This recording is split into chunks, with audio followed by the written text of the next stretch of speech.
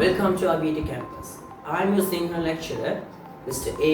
Mohsin Kamil, Department of Language, IBT campus. நீங்களும் வெறுமனே 35 நாட்களுக்குள்ள சிங்களத்தை எழுத, பேச, வாசிக்க வேண்டுமா? அப்ப இந்த வீடியோ உங்களுக்காக. முதல்ல இந்த வீடியோக்குள்ள போறதுக்கு முதல்ல சிங்களத்துல நாங்க என்ன மாதிரி தடைகளை நம்மளோட அன்றாட வாழ்க்கையை சந்திக்கிறோம் அதை முதல்ல பண்ணுறோம். நிறைய பேருக்கு இருக்கிற பிரச்சனை இந்த வாசிப்பு பிரச்சனை. இந்த ஏதாவது போர்டில் இருக்கிற விஷயத்த வாசிக்கிறது கஷ்டப்படுவாங்க. ஏன்னு சொன்னால் அவங்க எழுத்துகளுக்கு முன்னுரிமை கொடுக்காம உச்சரிப்பை மாத்திரமே கவனத்தில் கொள்ளுவாங்க. அது ஒரு பிரச்சனை. அடுத்த விஷயம் எழுத்துக்களை சரியான முறையில் எழுதுறதுக்கு கஷ்டப்படுவாங்க. அடுத்த விஷயம் உச்சரிப்பு ரீதியான பிள்ளைகள். உதாரணத்துக்கு கிரவான்னு சொல்றது கிளி, ஆனால் அதை பிள்ளையாக உச்சரிப்பாங்க கிரவா அப்படின்னு சொல்லி. அதே மாதிரி இந்த ஹெட்ட சொல்றது நாளை தானே, சில நேரம் இதை ஹெட்ட சொல்றது உச்சரிப்பாங்க. அல்லது ஹெட்டன்னு சொல்றது 60, ஹெட்டன்னு சொல்றது நாளை, ஆனா இதுல உச்சரிப்பை மாத்தி உச்சரிக்க ஆரம்பிப்பாங்க. அடுத்தது பேசுறதுக்கு தடையோடு இருக்கு. நிறைய பேர் சொல்ற விஷயம் என்ன, ரைட் இன்னைக்கு இவர் சொல்றது இவர் பேசுறது என்னன்னு விளங்குது, ஆனா எனக்கு எப்படி பதில் சொல்றது விளங்குது இல்லை. அப்ப அந்த மாதிரி பொதுவான பிரச்சனை இருக்குது. இந்த சிங்கள மொழியை கற்றுக்கொள்றதுக்கு முதல்ல எங்களுக்கு அடிப்படையாக 3 விடயங்கள் கட்டாயம் இருக்கு. அதுல முதலாவது என்னன்னு சொன்னா சிங்கள மொழியை கற்றுக்கொள்ளக்கூடிய ஆர்வம் உங்கள்கிட்ட இருக்கு. 2வது விஷயம், அன்றாட வாழ்க்கையில நாங்க புதிய புதிய சொற்கள் வசனங்களை கற்றுக்கொள்ளக்கூடிய ஆர்வமும் இருக்கு. அடுத்தது தினந்தோறும் நாங்க செய்யற பயிற்சிகள்.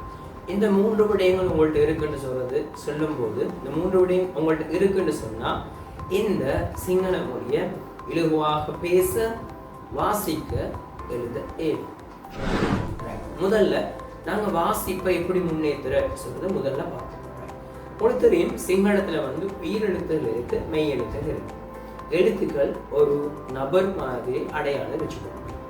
அப்ப அது கூட எங்களுக்கு இலகுவா எழுத்துக்கள் அடையாளம் பண்ணிட்டு நாங்க ஒரு ஃப்ளோவில் சிங்களத்தை வாசிக்கிறோம்.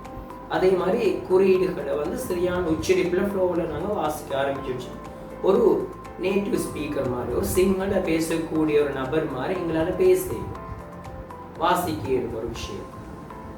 அடுத்த விஷயம் எழுதுறதுக்கு நாங்கள் பயன்படுத்துகிற நுட்பம் என்ன அப்படின்னு கேட்டால் நாங்கள் சரியான முறையை பயன்படுத்தி மாத்திரமே எழுதணும். நிறைய பேர் என்ன செய்ய சரியான முறையை பயன்படுத்தாமல் அவங்களுக்கு தெரிஞ்ச முறையை பயன்படுத்துவாங்க. இதோடாக அந்த எழுத்து திறனில் பிரச்சனை வரும். சரியான முறையில் எழுத முடியாமல் இருக்கும். அடுத்த விடயம் என்னன்னு கேட்டால் இந்த பேசக்கூட நிறைய தடைகள் ஏற்படும். நாங்கள் பேசுறதுக்கு நாங்கள் 8 பாக்ஸ் மெத்தட் யூஸ் பண்ணுவோம். அதில் முதலாவது சுட்டு பெயர்கள் சொல்றதை பார்ப்போம். மம, மகே, மட்டன்னு சொல்ற மாற்றம். அதே மாதிரி வினை சொற்கள் பார்ப்போம். அதே மாதிரி காலங்கள் ரீதியான வினை சொற்கள், நிகழ்காலத்துக்கு நாங்கள் எப்படி பயன்படுத்தணும், இறந்த காலம், எதிர்காலம். அடுத்த விஷயம் என்ன அப்படின்னு சொன்னால் அந்த பெயர் அடைமொழி, வினை அடைமொழி, லசன, லசனட்டு.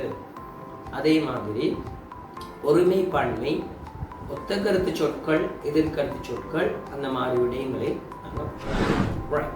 உங்களுக்கு வெறுமனே 35 நாட்களுக்குள்ள சிங்களத்தை கற்றுக்கொள்ளணுமா அப்படின்னு சொன்னா நீங்க இந்த வீடியோல எண்ட் வரைக்கும் பார்த்துக்கொண்டு இருக்கு, கடைசி வரைக்கும் பார்த்துக்கொண்டு இந்த வீடியோவை என்ன மாதிரி ப்ராசஸ் செய்யணும் அப்படின்னு சொல்லி. அப்போ இந்த கோர்ஸ் யாருக்காக? நாங்கள் ஐபிடி கேம்பஸ் இதுக்கு ஒரு முடிவாக, ஒரு சொல்யூஷனாக ஒரு கோர்ஸ் உங்கள்கிட்ட கொண்டு வந்திருக்கு. அப்போ இந்த கோர்ஸ் யார் யார் ஃபாலோ பண்ணலாம், யார் யார் இந்த கோர்ஸை ஜாயின் பண்ணலாம்? ரைட், நீங்கள் ஒரு பல்கலைக்கழக அல்லது பாடசாலை மாணவர்களா நீங்கள் ஜாயின் பண்ணலாம். அடுத்தது தொழில் தேடுபவர்களா அல்லது தொழில் புரிபவர்களா அல்லது இல்லத்தரசிகளா அல்லது நீங்கள் வேறு வேறு துறைகள் இருக்கிறீங்களா? அப்போ கட்டாயம் இந்த கோர்ஸ் உங்களுக்காக ஒதுக்கப்பட்டது. ரைட், எங்களோட கோர்ஸில் ஸ்பெஷல் என்ன அப்படின்னு கேட்டால் ஐபிடி கேம்பஸ் நாங்கள் இந்த கேம்பஸில் வெல் ட்ரெயின் செய்யப்பட்ட லெக்சர்ஸோட, வெல் பிளான் செய்யப்பட்ட சிலபஸோட உங்களுக்கு இந்த கோர்ஸ் கொண்டு வந்திருக்கோம். அப்போ உங்களுக்கு சிங்களத்தை இலகுவாக பேச, எழுத, வாசிக்க வேண்டும். நீங்கள் கீழே இருக்கிற நம்பருக்கு உடனே என்ன செய்யுங்க, வாட்ஸ்அப் மெசேஜோ அல்லது கோலோ எடுத்து உடனே நீங்கள் வந்து ரெஜிஸ்ட்ரேஷன் ப்ராசஸில் முந்திக் கொள்ளுங்கள். ஏன்னு சொன்னால் லிமிட்டட் ஸ்டூடெண்ட்ஸ், குறிப்பிட்ட மாணவர்கள் மாத்திரமே இருக்கிற ஒரே ஒரு காரணத்தால் நீங்கள் முந்திக் கொள்ளுங்கள்.